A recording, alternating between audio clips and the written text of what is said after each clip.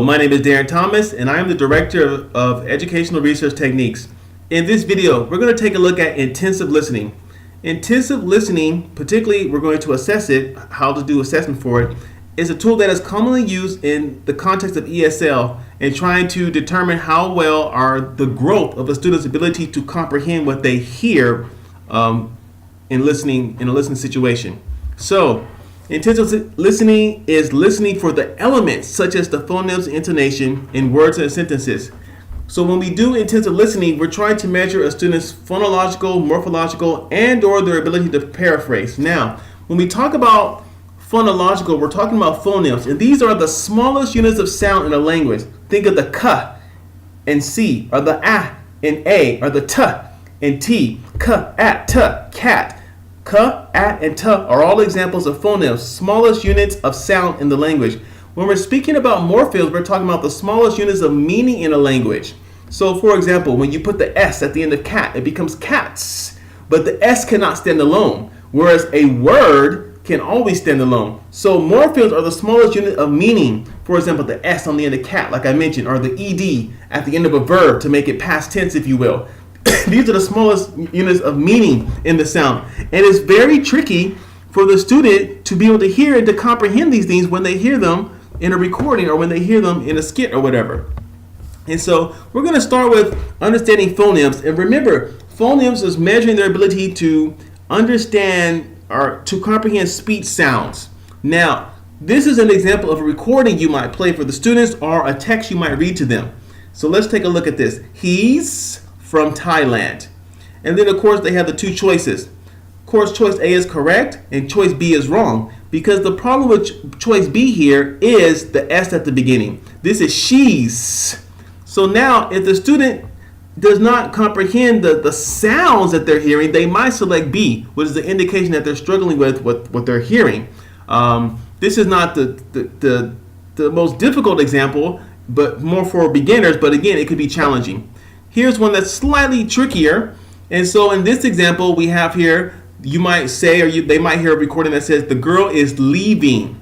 And of course, choice A is, of course, the correct answer. But look at choice B. The girl is living. That's very trickier, much trickier than the previous example, because leaving and living sound very similar. The EA versus the I sound here in the second one. So again, close listening, intense listening, many students who are in the ESL environment might miss this. Let's move on now to morphological elements. Now, it's very similar to phonological, and it's hard to really differentiate the two. But the difference here is, look at the recording. I smiled a lot. And of course, choice A is correct again. But look at the second one. I smile. Now here in this example, something is missing. The D sound at the end is missing. Remember, when we look at the previous examples, we were switching things out or we were adding. But in this example, an actual morpheme is missing in letter B, which is why it is incorrect. So the student has to be able to distinguish that morpheme D, which makes it gives it that past tense that it would have. Very, very tricky to do. Here's a second example. My friend doesn't smoke. Again, choice A is correct, but if you look at choice B, notice again that the NT, which kind of stands for not, is missing from choice choice B. And so again, the student has to have a very clear, careful ear to hear the whole word and to be able to tell what is there and what is not there. Not easy for an ESL learner to do this in many situations.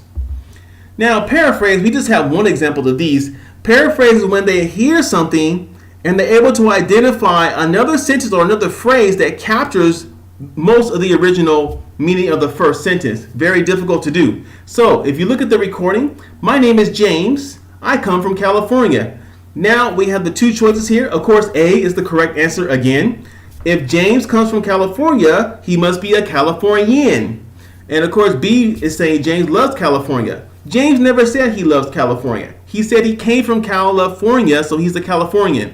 And again, this is tricky for a student to listen to this sentence and to change it around so that it captures what is being said in A. Not easy for them to do that. So, in this particular video, we were exposed to some examples of intensive listening. And attentive listening is used to measure a student's knowledge of phonology, morphology, and also their ability to paraphrase something that they may hear.